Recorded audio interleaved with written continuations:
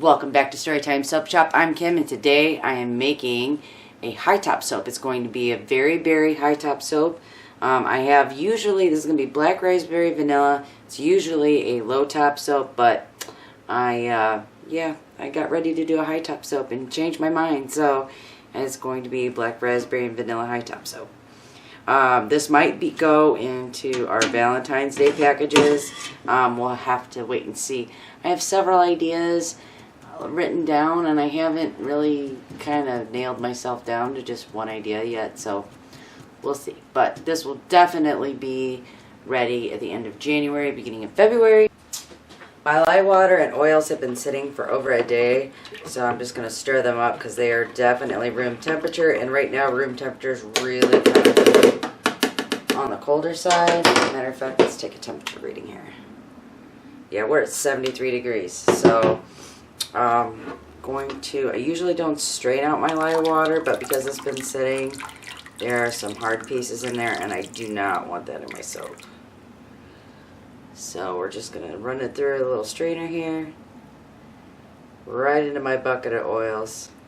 And because this is really cold, like room temperature is nice when it's 80-ish, but at this cold temperature, things have a tendency to get just a little on the thick side.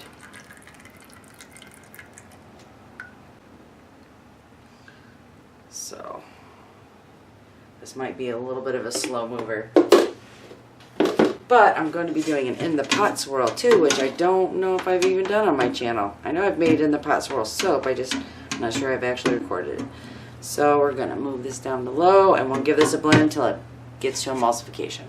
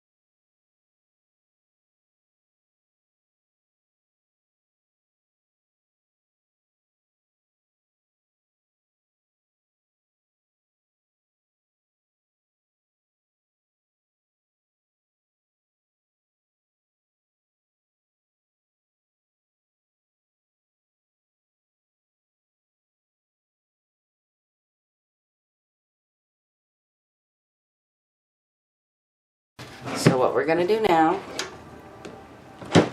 I've used this fragrance oil before, and it's usually doesn't thicken the batter, but like I said, we are working at really cold temperatures, a lot colder than I'm used to working with.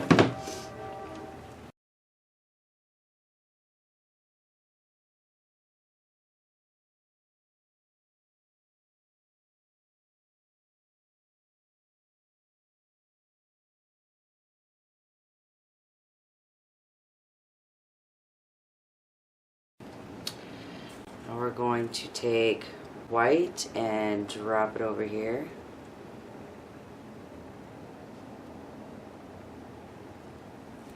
And then we're going to take red and put it right next to it.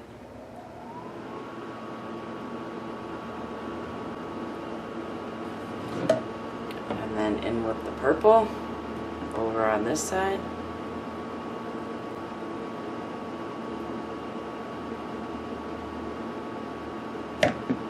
Now, we're going to start by pouring down here.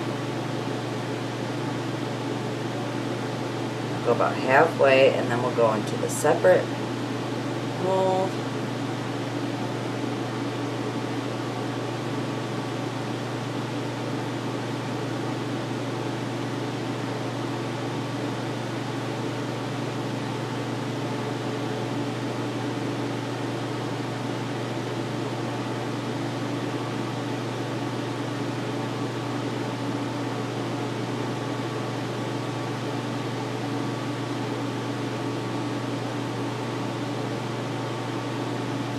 scrape out our bucket.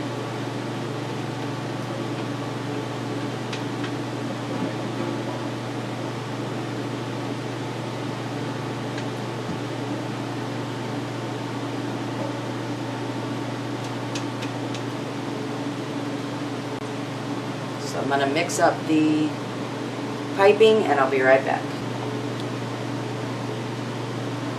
I have to change how I'm doing my piping here. Let's see.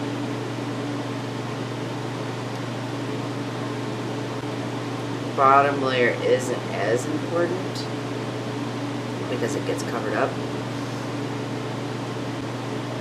But got all the Christmas boxes are mailed out.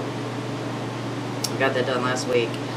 So things are starting to slow down. I can finally get caught up, get back to making some soap here at the shop.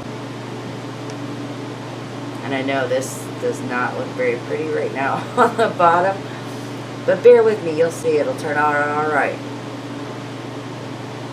There's no mistakes, only happy accidents, right?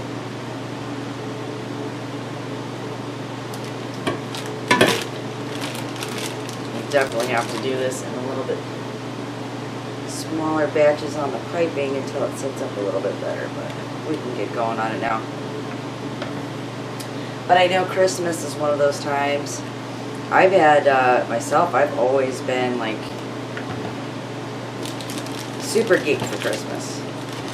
Love watching the kids open up the presents, seeing if my husband likes what I got him, and spending time with the family.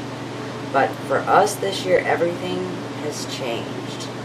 My grandfather has, he's getting up there in age, and his body's shutting down on him. So he can't get up the stairs to get into my mom's house, and she's always been the one who's hosted Christmas.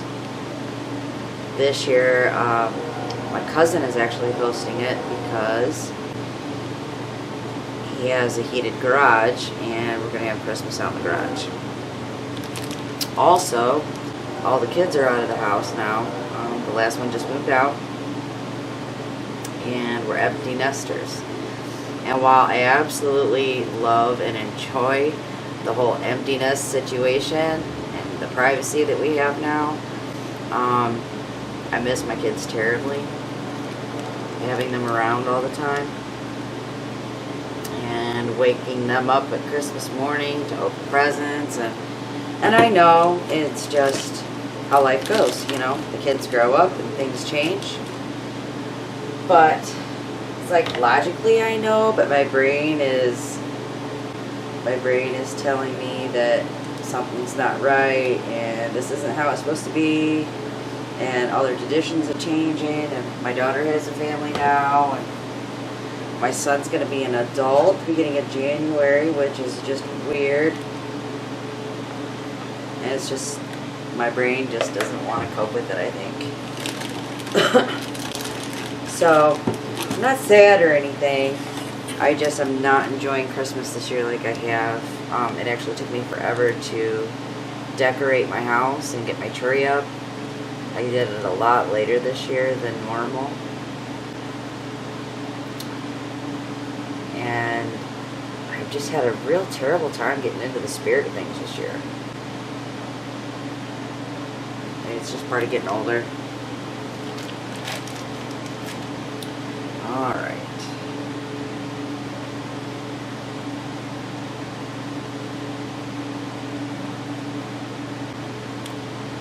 And it's okay. I mean, I'm happy for my daughter that she's got her own family and she's super happy. She's got, kids. It's a step-parent situation for her. But she has kids to look forward to. She's really excited to watch them open up their presents. And, as her mother, I am just so happy for her. Because I know what that's like as a parent. And seeing the kids get excited, it's hard not to get excited yourself. And she's also learning about, hosting the party. We're doing Christmas Eve at her house, so she she's finding out what that's all about. Getting the house ready, getting the kids ready, and the menu, and who's going to sit where, and who's going to do what when, and so she's enjoying it, and it's cool to watch, you know, the next generation take over and things like that. But I think I never really understood why people were depressed around the holidays. I think the older I get, the more I'm kind of realizing where maybe some of that depression comes from, be it financial or health-wise. See, now it's getting runny on me again. This is so weird.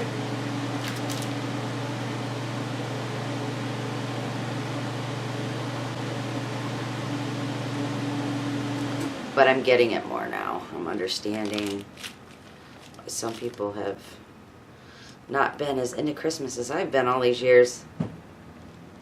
I think that's just how life goes, you know. You don't really get it sometimes until you are in the situation yourself. And that's, I think, you know, where empathy comes from. I don't know. I'm kind of babbling right now.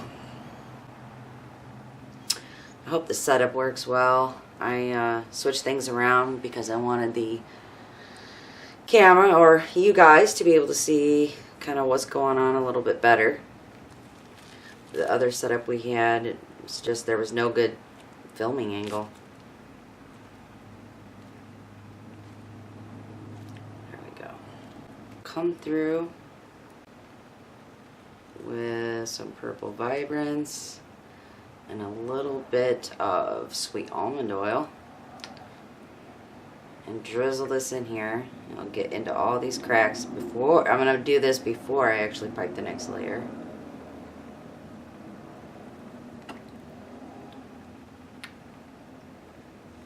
And if you search through like soap making videos on YouTube, there are tons and tons and tons of people out there that do this.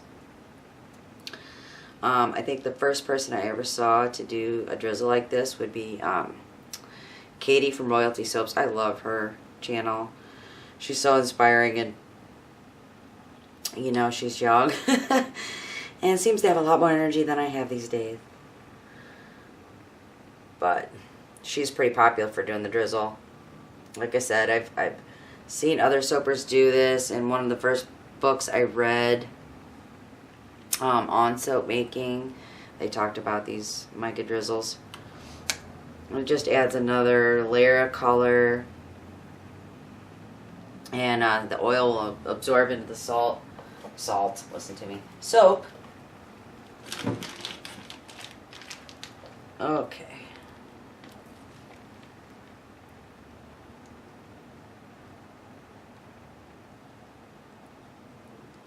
Whoa, air bubble.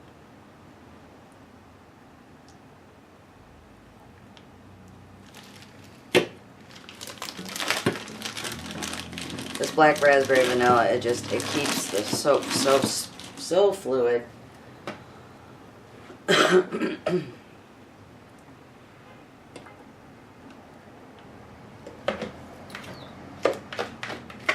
Which is nice for like drop swirls, but not so nice when you're trying to do a piping job here.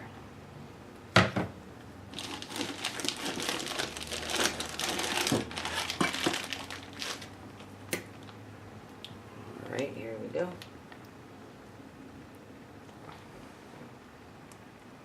And some people, which I've done it before in the past too, make their piping in a blender, not a blender, like a KitchenAid. I've done that too in the past, and whip it up. But I feel like at that point I'm like selling air, and that's not what's happening. It actually makes for a very nice whipped soap for you to pipe on top, and it is way easier to work with. You're already at piping consistency when it's done.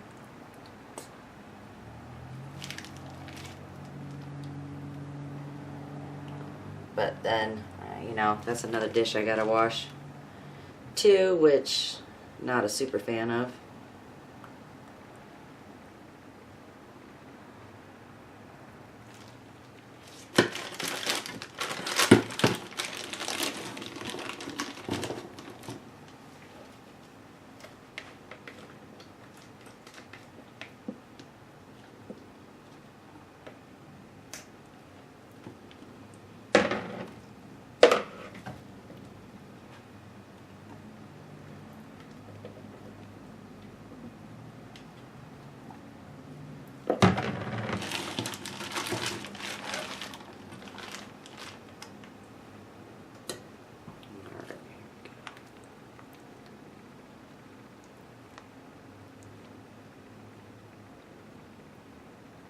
usually don't do a second dollop on top, but I had all the soap left over. There we go.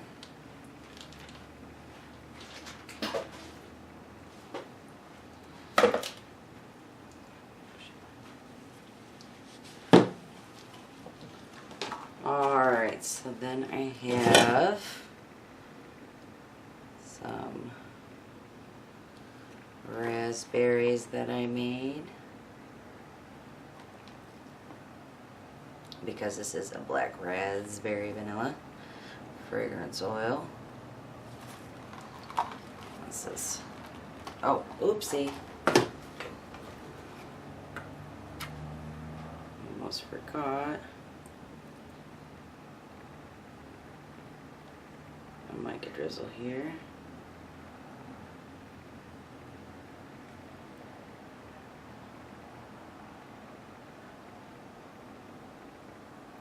I need to make another batch of Dragon's Blood soap. I'm running out of bars and I have some requests for it, so we'll be doing another Dragon's Blood video here real soon. That is one soap where I have switched the colors up a couple of times. I'm just not a big fan of the colors I've chosen. Now I did, this last time I did like a black, white, and gray, which is kind of manly. And Dragon's Blood is a very asexual fragrance. Like both men and women buy it. I think for some people they smell the patchouli and they think hippie. And some people pick up the cedarwood instead and think of it as very like an earthy fragrance. But I'll be doing that real soon.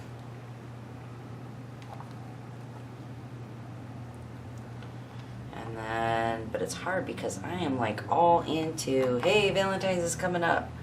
Already planning out my Valentine's soaps. I actually am going through, I have a notebook where I jot down my ideas.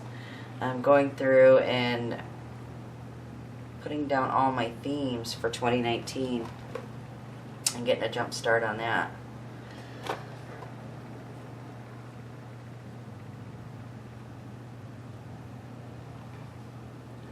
We have our subscription boxes, and those are very theme oriented.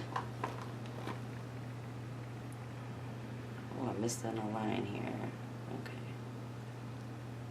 So I don't like trying to figure stuff out at the last minute. That is something that completely stresses me out. I like to be organized.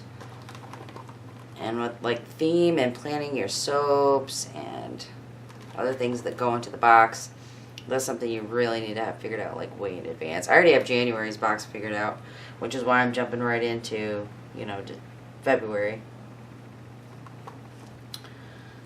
Like, there's sometimes a year that are seriously easy. Christmas, that's easy, like all things Christmas. And Halloween, 4th of July, like those are easy. Those are no-brainers.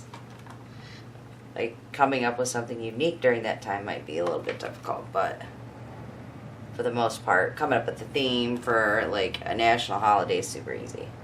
But coming up with a theme on a month where there is no national holiday, that's what I've been doing, or spending my time doing.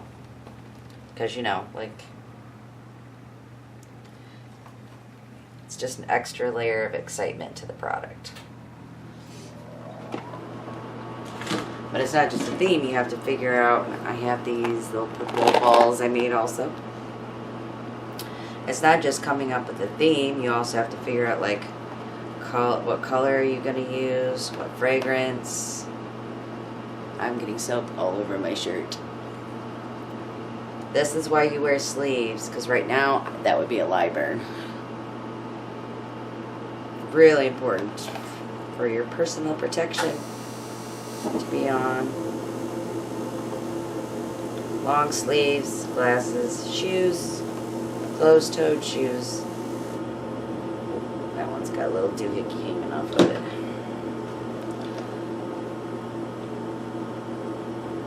Because once this sets up, it sponifies, it's totally safe and good for your skin.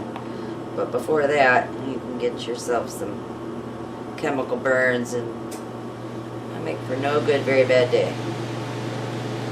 Now the furnace is kicking on. We have such a loud furnace in this building.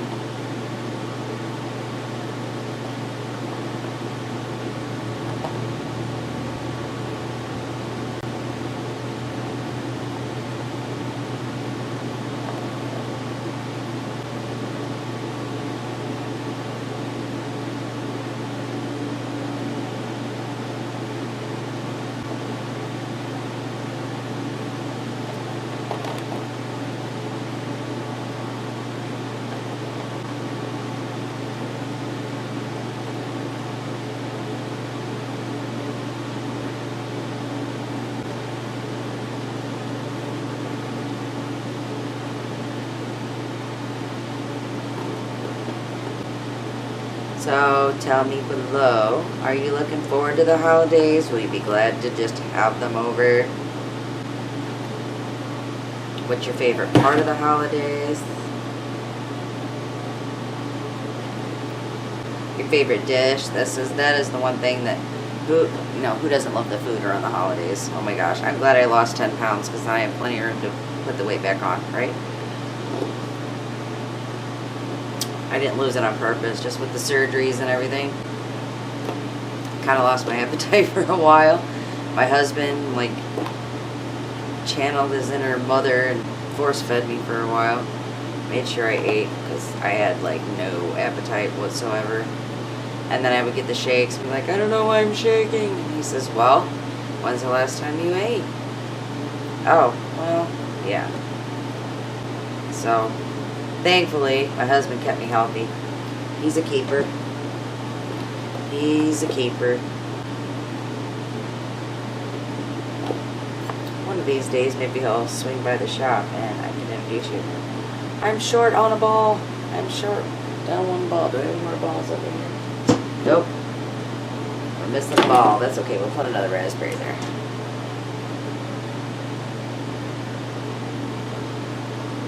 Alright. Now, we're going to add some intergalactic glitter. This is biodegradable, plastic-free, environmentally safe, skin-safe bio glitter. It just gives the soap a little pizzazz. A little shiny, shiny. And then we're going to hit it with some 90% rubbing alcohol when I can find it.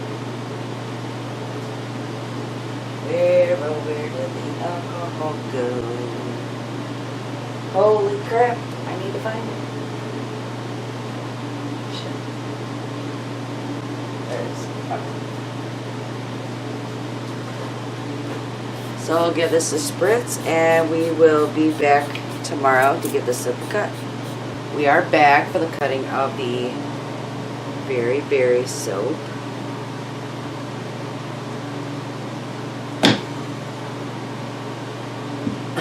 It turned out a little bit more pastel than I wanted, but there's one bar.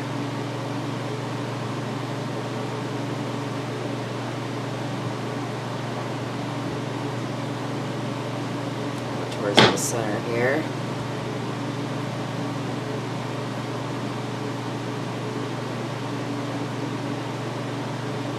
You can see the little raspberry berry on top.